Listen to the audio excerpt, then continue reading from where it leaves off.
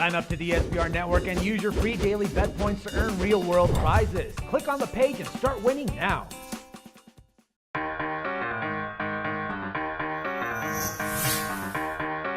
Hi, welcome to SBR Forum Videos. I'm Peter Lozak. We are continuing our spring training coverage with Doug Upstone, who is, of course, reporting remotely with us on the scene in Arizona. Doug, thanks for being back with us once again.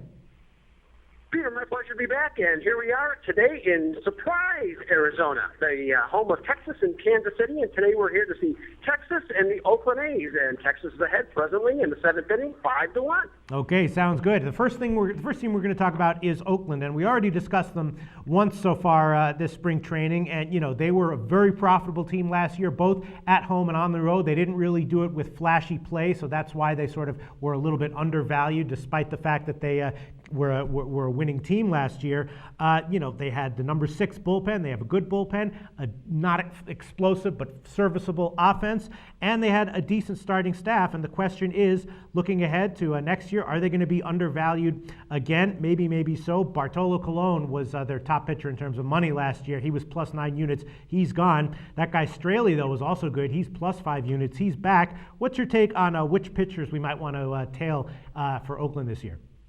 Well, I tell you, the situation has changed dramatically since the last time we talked about Oakland, Peter, with Jared Parker now out with a Tommy John surgery for a second time.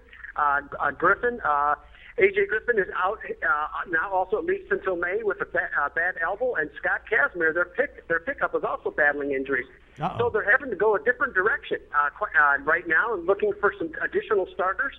And so that's really where their problem lies to start the season. And so they're looking more at guys to be like innings eaters like Tom Malone and guys like that. So, to start with, Oakland's situation isn't as good, and their total has dropped 2 wins from 88.5 to 86.5. So they've gone from a division favorite to just, a team competing, in the division. So it's really quite a bit different. And also they're also looking at additional bullpen help then, too, going into the season, because they're figuring that, they're not going to have the bridge of like they had last year with their starters to be able to go maybe into the 7th or 8th inning, so they might end up just playing 5 or 6 with the number of their starters. So it's quite a bit different. So you're thinking that maybe overall they might be undervalued?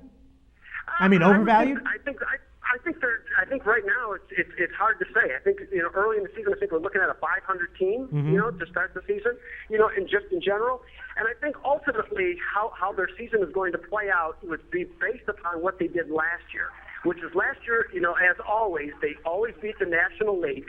And last year they dominated Houston. In those two situations, against the National League and against Houston, they were 19 games over 500.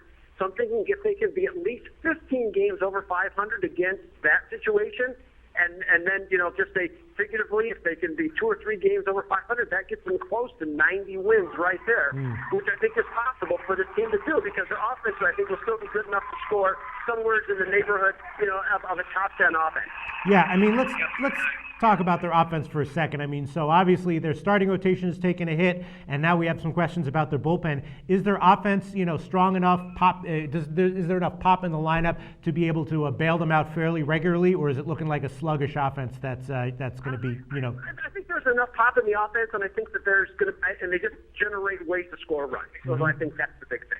All right, well, Doug, I don't really know what to think of Oakland now. At first I was thinking, maybe they wouldn't be quite as profitable as they were last year, but I was still looking to bet on them in general, looking at them as probably an undervalued team. Now I'm starting to think maybe they'll be a little bit overvalued, except for maybe when they have, now I'm thinking maybe they're overvalued.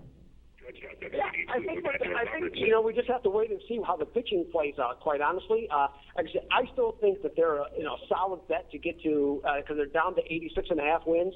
I still think they're a solid bet to surpass that. It's just that I think they're going to have to bridge the gap. And, in giving Billy Beane's history, I have faith in him that he would certainly be able to do that. I think there's enough offense in this team that they can do the job. And, yeah, I still think they're a division favorite.